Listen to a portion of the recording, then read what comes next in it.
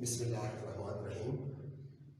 हमने इससे पहले फर्स्ट लेक्चर के अंदर सोर्सेस ऑफ ऑर्गेनिक कंपाउंड्स पढ़ा था और हमने बताया था कि ऑर्गेनिक कंपाउंड के 4 इंपॉर्टेंट सोर्सेस हैं। पहले नंबर पे फॉसिल फ्यूल्स। सोर्सेस की 4 अक़साम थी। Sources of organic compounds 4 type के सोर्सेस थे और उनमें से फर्स्ट टाइप जो था वो फॉसिल फ्यूल्स थे। फॉसिल फ्यूल्स थे। दूसरे नंबर पे प्लांट्स एंड एनिमल्स थे। प्लांट्स एंड एनिमल्स थे। तीसरे नंबर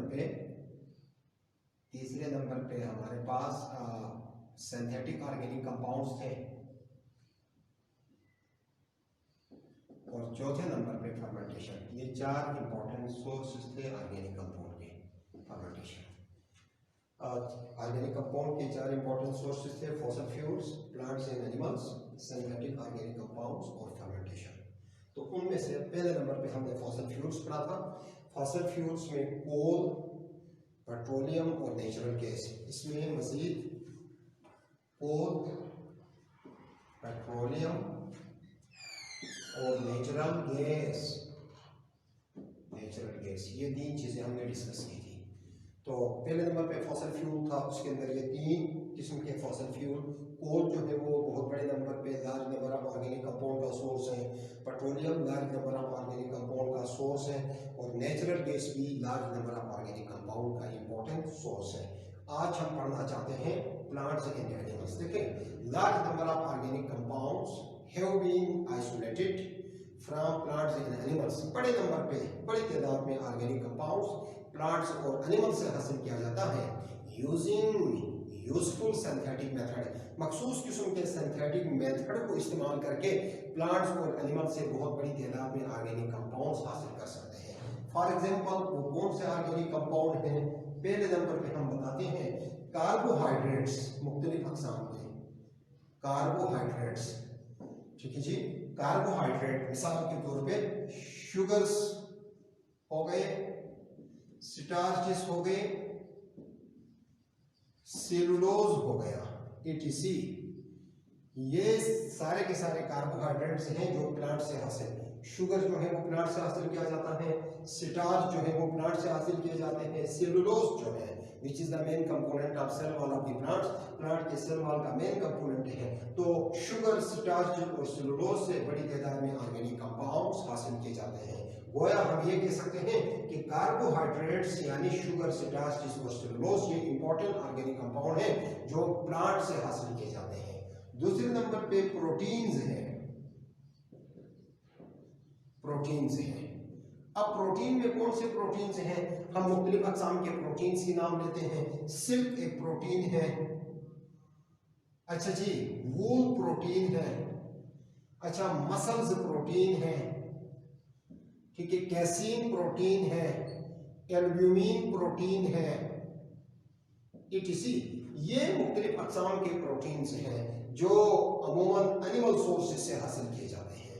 ठीक है जी, सिल्क जो है वो सिल्क वर्म से हासिल किया जाता है, वूल जो है मुख्तलिफ एनिमल से हासिल, अच्छा मसल्स जिसमें गोश्त वगैरह शामिल है, कैसीन एक स्पेशल प्रोटीन है, एल्ब्यूमिन है एंड सो ऑन। ये मुख्तलिफ अक़साम के प्रोटीन्स हैं जो हम एनिमल और प्लांट सोर्सेज से हासिल कर सकते हैं। लिहाजा हमने कहा कि प्लांट्स और एनिमल भी ऑर्गेनिक कंपाउंड के इंपॉर्टेंट सोर्सेज हैं। अच्छा, तीसरे नंबर पे हम बात करते हैं लिपिड्स की। देखें, मुख्तलिफ किस्म के लिपिड्स जिनमें फैट्स और ऑयल्स शामिल हैं। फैट्स एंड ऑयल्स शामिल हैं। अब कौन से फैट्स हैं? मिसाल के तौर पे घी फैट्स हैं जो हम मक्खन बनाते हैं, जो हम बटर बनाते हैं, ये फैट्स हैं। और मुख्तलिफ किस्म के ऑयल्स हैं जैसे कि सनफ्लावर ऑयल है, सोयाबीन ऑयल है, कॉर्न ऑयल है, मस्टर्ड ऑयल है वगैरह वगैरह। ये फैट्स हैं और ऑयल्स हैं जो हम, ये भी ऑर्गेनिक कंपाउंड है जो हम एनिमल और प्लांट सोर्सेज से हासिल करते हैं। फैट्स जो है वो ज्यादातर एनिमल सोर्सेज से और ऑयल्स जो है वो ज्यादातर प्लांट सोर्सेज से हासिल करते हैं। तो फैट्स और ऑयल्स जिनको कलेक्टिवली लिपिड्स कहते हैं, ये भी ऑर्गेनिक कंपाउंड हैं जो हम एनिमल और प्लांट सोर्सेज से हासिल कर सकते हैं। उसके अलावा अल्किनाइड्स हैं। अल्किनाइड्स हैं। अब अल्किनाइड्स के अंदर मुख्तलिफ किस्म के अल्किनाइड्स हैं। अल्किनाइड्स होते हैं अल्कली लाइक कंपाउंड्स, ऐसे कंपाउंड जिनका नेचर अल्कली होता है, अल्कलाइन होता है, उन्हें अल्किनाइड्स कहते हैं। मसलन क्यूनीन है, मॉर्फिन है, सिट्रेचनिन है,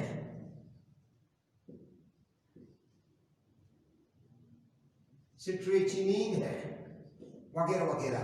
ये वो ऑर्गेनिक कंपाउंड हैं जिन्हें हम अल्किनॉइड्स कहते हैं। ये भी मुख्तलिफ प्लांट सोर्सेज से हासिल किए जाते हैं, मुख्तलिफ प्लांट सोर्सेज से हासिल किए जाते हैं। Beside all these other organic compounds जिनमें मुख्तलिफ किस्म के विटामिन शामिल हैं, मुख्तलिफ किस्म के हार्मोन्स शामिल हैं, मुख्तलिफ किस्म के फूड प्रोटीन्स शामिल हैं,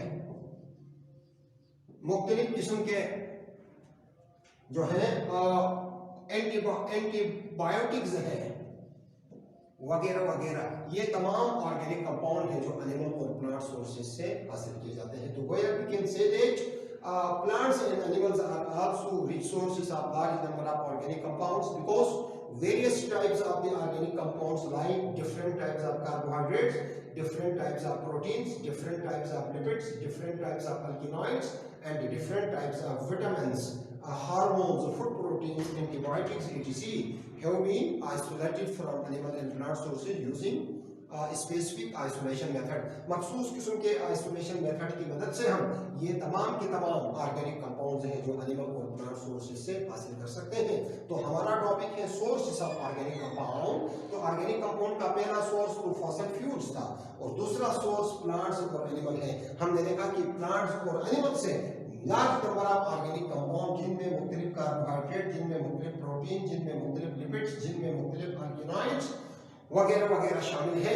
ये तमाम के तमाम different type of organic compounds हैं which are obtain from plant and animal sources, जिन्हें प्लांट और एनिमल सोर्सेज से हासिल किए जाते हैं। गोया प्लांट और एनिमल्स भी ऑर्गेनिक कंपाउंड के रिच सोर्सेज हैं, इंपॉर्टेंट सोर्सेज हैं। अब तीसरे नंबर पे हम लेते हैं, तीसरा सोर्स है सिंथेटिक ऑर्गेनिक कंपाउंड्स। तीसरा सोर्स है जी synthetic organic compounds, synthetic organic compounds.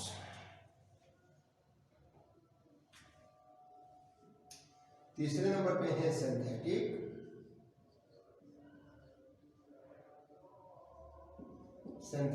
Organic compounds.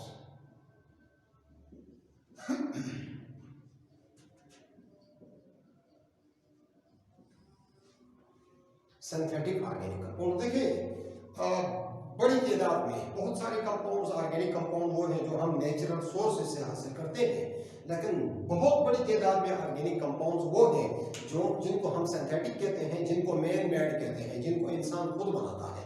लेकिन याद रखें मटेरियल लेता है नेचुरल सोर्सेज से। मिसाल के तौर पे जो ऑर्गेनिक कंपाउंड हम कोल से हासिल करते हैं या नेचुरल गैस से हासिल करते हैं, वो ऑर्गेनिक कंपाउंड जो हम कोल से हासिल करते हैं नेचुरल, उन ऑर्गेनिक कंपाउंड्स को क्या करते हैं सिंथेटिक मेथड के जरिए अदर यूजफुल कंपाउंड्स में कन्वर्ट किया जाता है। देखो जी ऑर्गेनिक कंपाउंड्स हैं, इन्हें सिंथेटिक मेथड के जरिए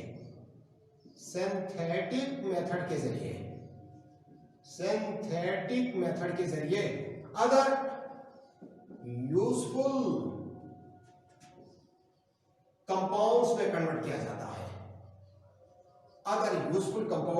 किया जाता है, तो organic compound which are obtain from coal and natural gas have been converted into other useful compounds by synthetic method. इनको सिंथेटिक मेथड के जरिए अदर यूजफुल कंपाउंड्स में कन्वर्ट किया जाता है। तो there are large number of organic compounds, बहुत बड़ी तादाद में ऑर्गेनिक। अच्छा अब सिंथेटिक कंपाउंड्स की क्या इंपॉर्टेंस है? हम बात करते हैं कि ये जो सिंथेटिक कंपाउंड्स हैं जिन्हें इंसान अपने हाथ से बनाता है, उनकी इंपॉर्टेंस क्या है? इन सिंथेटिक कंपाउंड्स की इंपॉर्टेंस क्या है? पहले नंबर पे देखें बहुत सारे कंपाउंड्स ऐसे हैं जिन्होंने सिंथेटिक कंपाउंड्स ऐसे हैं जिन्होंने कंपाउंड्स ऑफ नेचुरल ओरिजिन को रिप्लेस किया है। There are large number of synthetic organic compounds which have replaced the compounds of natural origin। इन्होंने नेचुरल ओरिजिन के कंपाउंड्स को रिप्लेस किया है। सिंथेटिक कंपाउंड्स वो हैं जिन्होंने नेचुरल ओरिजिन के कंपाउंड्स को रिप्लेस किया है। अगर हम कार्बन लाइफ से कुछ मिसालें ले लें तो हमें पता चलेगा, मिसाल के तौर पे पुराने जमाने के अंदर ये वाला कागज जो आज हमारे पास है ये नहीं था। उस जमाने में दरख्तों की छाल को कागज के तौर पे या जो है जानवरों के जिस्म के खाल को जो है वो कागज के तौर पे इस्तेमाल करते थे। अब वो कागज बहुत महंगा भी, बहुत ही मुश्किल भी उसको हासिल करना, और आज सिंथेटिक कार्बन है, सिंथेटिक कागज है। इस कागज में उन तमाम कंपाउंड्स को जो नेचुरल कागज था जिसको कागज के तौर पे यूज किया जाता उसको रिप्लेस किया है। इसी तरह आज का जो है प्लास्टिक है, इस प्लास्टिक ने जो शॉपिंग बैग है या जो आम प्लास्टिक है, इस प्लास्टिक ने उस जमाने के नेचुरल जो इस पर्पस के लिए इस्तेमाल होने वाले बैग्स थे उनको रिप्लेस किया है। ठीक है जी। इसी तरह जो पेन्स हैं, आज का जो सिंथेटिक पेंट है, ये पुराने जमाने में जो मुख्तलिफ किस्म के फ्रूट का रस निकालकर उसको पेंट के तौर पर इस्तेमाल करते थे उनको इसने रिप्लेस किया है। तो there are large number of synthetic organic compounds which have replaced the compounds of natural origin, जिन्होंने नेचुरल ओरिजिन के कंपाउंड्स को रिप्लेस किया है। हमारे सामने बहुत सारी मिसालें हैं। जिस तरह आज का जूता है, इसने पुराने जमाने के जूते को रिप्लेस किया है। आज का कपड़ा है जिसने पुराने जमाने जो सिर्फ जानवरों की वूल से बनाया जाने वाला हाथ से सी के जो कपड़ा बनाते थे, आज के सिंथेटिक जो कपड़ा है जिसमें सिंथेटिक फाइबर इस्तेमाल होता है, इसने उसको रिप्लेस किया है। तो there are so many examples of the synthetic organic compounds which have replaced the compounds of natural origin, जिन्होंने नेचुरल ओरिजिन के कंपाउंड्स को रिप्लेस किया है। एक बात हो गई, ये इसकी फर्स्ट इंपॉर्टेंस हो गई। इसकी सेकंड इंपॉर्टेंस क्या है? There are large number of organic compounds which are much more useful than the compounds of natural origin. ये नेचर के एतबार से ज्यादा यूजफुल होते हैं than the compounds of natural origin, यानी ये ज्यादा बेनिफिशियल होते हैं, ये ज्यादा बेनिफिशियल होते हैं than the compounds of natural origin. Natural origin के मिसाल के तौर पे सिंथेटिक डाइस है, फॉर एग्जांपल सिंथेटिक डाइस जो सिंथेटिक डाइस है, these are much better than the dice of natural origin. जो नेचुरल ओरिजिन के डाइस थे उनके मुकाबले में जो सिंथेटिक डाइस है ये ज्यादा बेटर है। ठीक है जी। इसी तरह जो पुराने जमाने में जो इंक इस्तेमाल होती थी उसके मुकाबले में आज जो सिंथेटिक इंक है, या उस जमाने में जो पॉलिश इस्तेमाल होता था उसके मुकाबले में आज का जो पॉलिश है, या उस जमाने में जो साबुन इस्तेमाल होता था उसके मुकाबले में आज का जो साबुन है, ये सिंथेटिक कंपाउंड्स हैं जो नेचुरल ओरिजिन के जो कंपाउंड्स थे उनके मुकाबले में ज्यादा यूजफुल है। ठीक है जी, यूजफुल है। तीसरे नंबर पे हम बात करते हैं, थर्ड इंपॉर्टेंस बताते हैं कि सिंथेटिक कंपाउंड्स की तीसरी इंपॉर्टेंस क्या है। देखिए, there are many examples of the synthetic organic compounds which are totally absent in nature. ठीक है, और सिंथेटिक ऑर्गेनिक कंपाउंड की कुछ मिसालें जरूर ऐसी हैं जो नेचर के अंदर पाई ही नहीं जाती है। अगर इसको सिंथेटिक मेथड के जरिए नहीं बनाते तो आज इंसान उसके बेनिफिट्स को अवेल नहीं कर सकता। ठीक है, इंसान उससे महरूम हो जाता।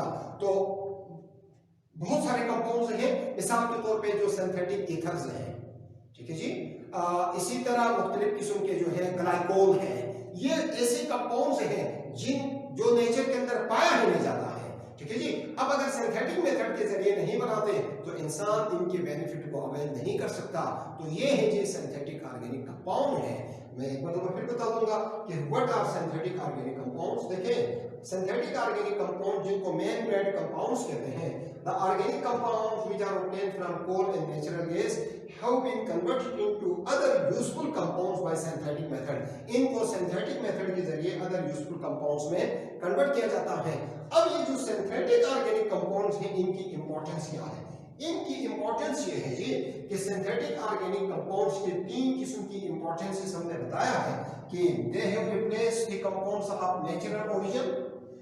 synthetic, in some cases synthetic organic compounds are much better than the compounds of natural। हाँ, एक मिसाल मुझे यहाँ याद आ गई कि मिसाल के तौर पे आज जो सिंथेटिक फर्टिलाइजर है, यूरिया है, अमोनियम नाइट्रेट है, अमोनियम सल्फेट है, वगैरह वगैरह, ये जो कंपाउंड्स हैं इन्होंने जो नेचुरल फर्टिलाइजर था जिसमें जानवरों के और ह्यूमन बीइंग के फेसिस को एज अ फर्टिलाइजर इस्तेमाल करते थे, उसके मुकाबले में आज का जो यूरिया है, आज का जो अमोनियम नाइट्रेट है, ये मच बेटर है, ज्यादा बेटर है। तो पता चला कि बहुत सारे केसेस में सिंथेटिक ऑर्गेनिक कंपाउंड्स ने क्या किया है, कंपाउंड ऑफ नेचुरल ओरिजिन को के मुकाबले में ये ज्यादा बेटर होते हैं, ज्यादा बेनिफिशियल होते हैं। और तीसरे नंबर